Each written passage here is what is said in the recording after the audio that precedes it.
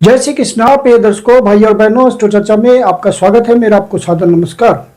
इस वीडियो में हम चर्चा करेंगे जो वृश्चिक लग्न के व्यक्ति हैं अर्थात स्कॉर्पियो असेंडेंट हैं, उनका अप्रैल माह कैसा गुजरेगा एक संक्षिप्त पर चर्चा करेंगे। आप स्कॉर्पियो लग्न के हैं तो यह वीडियो आपके लिए है। यह प्रथम भाव में 8 नंबर लिखा हुआ अर्थात यह वृश्चिक लग्न को इंडिकेट करता है। 1 अप्रैल को जो गोचरीय परिस्थिति है वो आपकी कुंडली पे दिखाया हुआ है और जो महत्वपूर्ण गोचरीय परिवर्तन है उसको डिस्प्ले किया हुआ है। आपके लग्नेश होते हैं मंगल देवता, जो कि चतुर्थ भाव पे गोचर कर रहे हैं, लेकिन 2 तारीख से ही यहां से निकल करके पंचम भाव पे गोचर करेंगे पूरे महीने। आपके लग्नेश होने के साथ साथ ये 6ठे भाव के भी स्वामी होते हैं। तो जब पंचम भाव पे गोचर करेंगे तो लग्न का संबंध, लग्न कौन है? आप हैं, तो आपका संबंध पंचम भाव से बनेगा। मंगल देवता पंचम भाव पे गोचर करते हुए आपको पंचम भाव का अच्छा फल देंगे। ये भाव कला का और पुण्यार्थ का भाव होता है।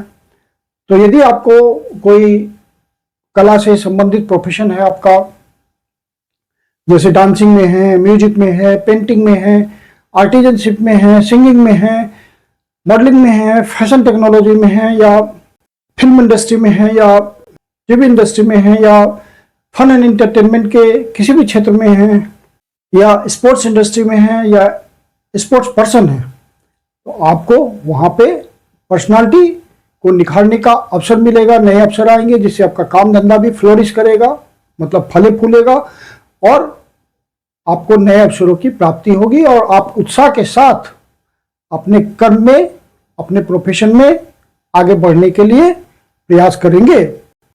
आप उत्साह के साथ कर्म में आगे बढ़ने के लिए, प्रोफेशन में आगे बढ़ने के लिए प्रयास करेंगे। यदि आप शेयर मार्केट के धंधे में हैं और वो आपका रेगुलर रूप से आप उसमें वर्क करते हैं, तो वहाँ पे आप अपनी एनर्जी ज़्यादा लगाएंगे, लेकिन ध्यान रखिएगा कि सारे डिसीजंस सही से होने चाहिए, वहाँ से आपको रिटर्न भी मिलेगा। हालांकि शनि देवता यहाँ पे पहले से गोचर कर रहे हैं और शनि देवता इन सब बातों को प्रोत्साहित नहीं करते। तो आप प्रोफेशनल हैं तो दिक्कत नहीं है, आपको सोच समझ के अपना डिसीजन लेना चाहिए। और सूर्य देवता और 6ठे भाव से संबंधित आपका प्रोफेशन है, तो वहां भी आपको नए अवसरों की प्राप्ति होगी। जैसे डॉक्टर है, हीलर है, या किसी तरह के आप सॉल्यूशन प्रोवाइडर हैं, झगड़ों का निपटारा करते हैं, या 9 to 5 जॉब करते हैं, तो आपको नए अवसरों की प्राप्ति होगी।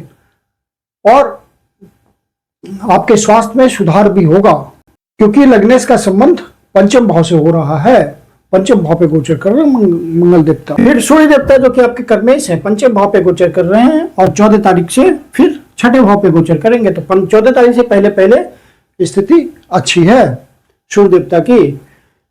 सूर्य देवता पंचम भाव पे गोचर करने का मतलब हुआ कि आपकी ऑथोरिटी बनेगी और आपके प्रोफेशन में यदि सरकारी महकमे से पाला पड़ता है, सरकारी अधिकारियों से आपको संपर्क साधना पड़ता है, कोई कॉन्टैक्ट के थ्रू आपको काम मिलता है, तो वहां आपको सूर्य देवता मदद करेंगे कि कर्म भाव के स्वामी हैं और पंचम भाव पे गोचर कर रहे हैं, तो आपको पूर्व पुण्याज का फल भी देंगे, कर्म का फल देंगे। तो आपका सोशल स्टेटस, कर्म क्षेत्र में सामाजिक महत्ता आपकी बढ़ेगी। जिन प्रोफेशंस के लिए मैंने अभी बोला था कि आपको नए अवसर की प्राप्ति होगी पंचम भाव से संबंधित, तो वो सब आपको यहाँ पे विशेष रूप से देखने को मिलेगा।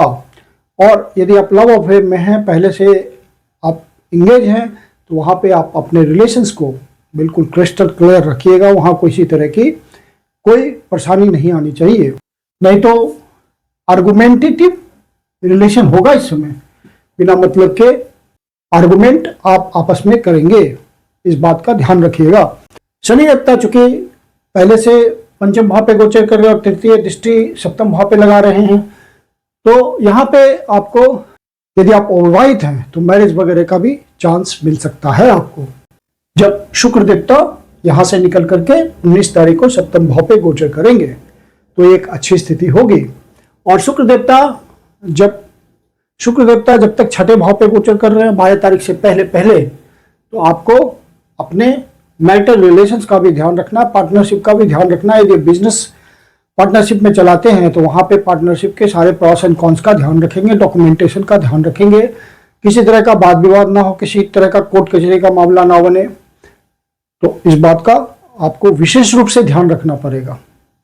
और पत्नी के स्वास्थ्य का भी ध्यान रखना पड़ेगा, या पति के स्वास्थ्य का ध्यान रखना पड़ेगा, मतलब लाइफ पार्टनर के स्वास्थ्य का आपको ध्यान रखना पड़ेगा। शुक्र देवता 19 तारीख से पहले पहले छठे भाव पे गोचर करेंगे और मंगल देवता के हिसाब से रिजल्ट देंगे, तो प्रोफेशन में तरक्की मिलनी है। और यदि कोई फेवरेबल समय आपका चल रहा होगा, महादशा चल रही होगी मंगल देवता की, या अंतर्दशा चल रही होगी, तो मंगल देवता आपको बढ़िया रिजल्ट भी दे सकते हैं। और शुक्र देवता जब 19 तारीख को सप्तम भाव पे आ जाएंगे तो बिजनेस के लिए बहुत अच्छा हो जाएगा। स्वराशि में गोचर कर रहे हैं और लाइफ पार्टनर के साथ अंडरस्टैंडिंग के लिए बहुत अच्छा हो जाएगा। और बाहर से संबंध बनाने के लिए भी शुक्र देवता का गोचर जब सप्तम भाव पे होगा तो बेस्ट रहेगा, क्योंकि सप्तम भाव पे गोचर करेंगे और 12वें भाव के स्वामी हैं और सप्तम भाव के भी स्वामी हैं, तो बाहर से संबंध बनने के विशेष चांसेस होंगे। और लाइफ पार्टनर को कर्म क्षेत्र में यदि वो वर्किंग है तो कुछ ज़्यादा सफलता मिल सकती है।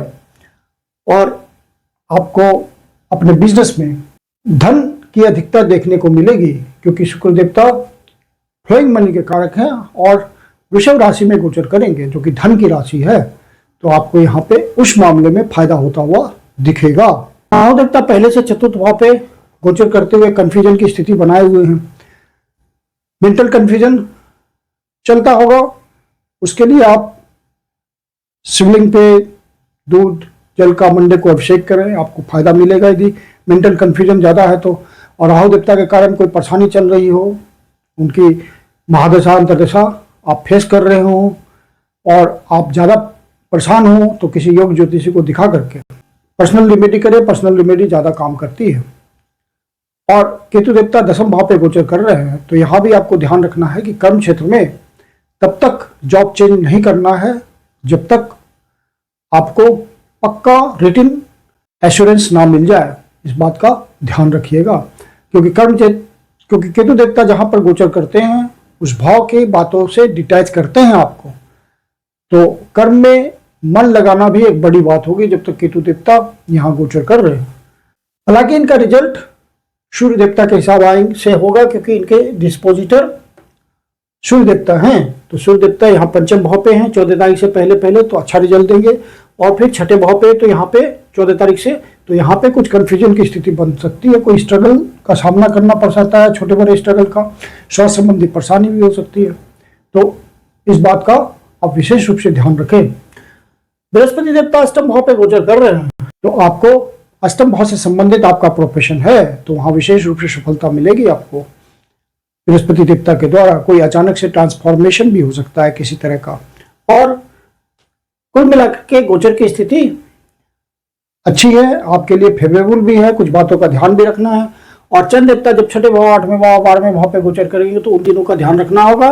चंद्र देवता छठे भाव पे गोचर कर रहे हैं 17, 18 और 19 तारीख को, तो इन दिनों स्वास्थ्य संबंधी बातों से आप बिल्कुल रूबरू रहें, ध्यान रखें। और सीनियर सिटीजन है तो विशेष रूप से ध्यान रखें। मेडिटेशन, मेडिकेशन, योगा, एक्सरसाइज, इन सब बातों के थ्रू अपने आप को फिट रखें।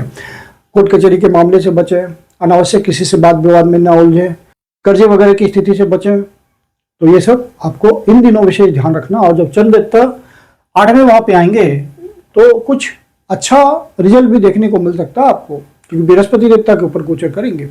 और यदि आपको महसूस हो कि किसी तरह की निगेटिविटी है मन में, तो शिव जी के मंदिर में जा करके शिवलिंग का दूध से, जल से अभिषेक करें, ओम नमः शिवाय का जाप करें, शिव जी आपकी पीड़ा हल लेंगे, विष्णु सहस्त्रनाम का पाठ करें।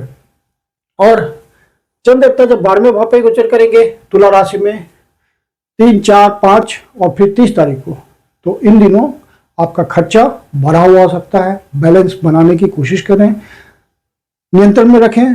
और कोई विदेश की यात्रा हो सकती है, देश के भीतर सुदूर प्रदेश की भी यात्रा हो सकती है। यात्रा का पर्पस पर्सनल भी हो सकता है और ऑफिशियल भी हो सकता है। मैं कुंदन शर्मा आप लोग का हार्दिक स्वागत करता हूं। यदि आपके जीवन की कोई समस्या ज्योतिष के माध्यम से समाधान चाहते हो तो पर्सनल कंसल्टेशन ले सकते हैं। मेरी अपनी कंसल्टेशन शुल्क होती है, कंसल्टेशन के लिए बुकिंग कर सकते हैं। बुकिंग के लिए व्हाट्सएप नंबर है 9212224958। धन्यवाद।